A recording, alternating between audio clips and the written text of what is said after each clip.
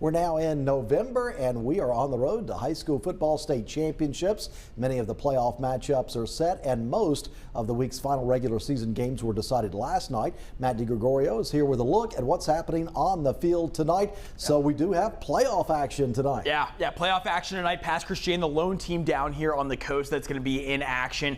Poplarville going to be on the road, which is very surprising considering they're defending state champs. Like, they have to go to Forest County. That 4A Region 7 district might be the most difficult in the entire state. All four teams in that region, including South Pike, who Pass plays tonight, have an opportunity to vie for a state crown. So Pass is going to have their handfuls there with South Pike, and Poplarville against Forest County. They got to love that draw going on the road for the first round.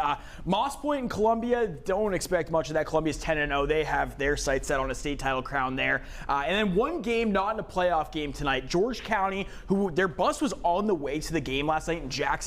The MHSAA called them, said the game was moved to today. So a little bit of a weird circumstance there. George County has to win to claim the 4 seed in the postseason there, Hugh. Okay, so we're watching those playoff games tonight, and then the one final regular season game with postseason implications tonight for George County. Absolutely, yeah. Winner go home games, all 6 of them tonight, including St. Patrick, by the way. I want to mention them. They're in the 3A playoffs for the first time since 2020. Okay, good for the Fighting Irish. Fire Giant. Yep. Okay, moving on to tomorrow, we have the Golden Eagles with a road trip to Arkansas State. Right now, everything is front of Southern Miss, as the Golden Eagles are undefeated in conference play and can very much pave their road towards a conference championship with a win tomorrow. Absolutely. I mean, this is what Charles Huff had envisioned coming to Southern Miss, a team that did not win a single FBS game a season ago. Now they have an opportunity here to vie for a conference title. They can win out. All they have to do, they got to go to Jonesboro, a tough place to play. I mean, but they've had a lot of success there over the last few years.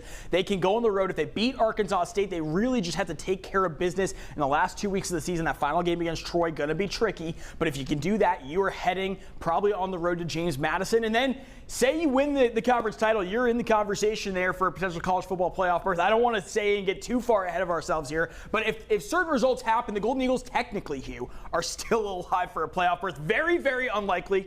I want to put that out there, but they still are alive. They've still got a chance. They still have a chance. Just win all your games, and the interesting part about that is no group of 5 team was actually ranked in the top 25 last week, so there's no team that you're really chasing. If you win your games, you might have a chance. Maybe Memphis, but Memphis has to play Tulane. They also, I mean, they played USF, they beat USF, but yeah, they still got to play Tulane, and that's not going to be an easy game. That game coming up tonight, actually. So a lot can still play out there and shake out for Southern Miss. Okay, we'll see how that plays out, but the Golden Eagles need to stay focused on winning the games, and a Sun Belt championship would just be great for that team this year. Okay, the Saints just are not improving, it doesn't seem. They stink. Big loss at the Rams last week. Now they're playing the Carolina Panthers. The Panthers have been the worst team in the NFC South.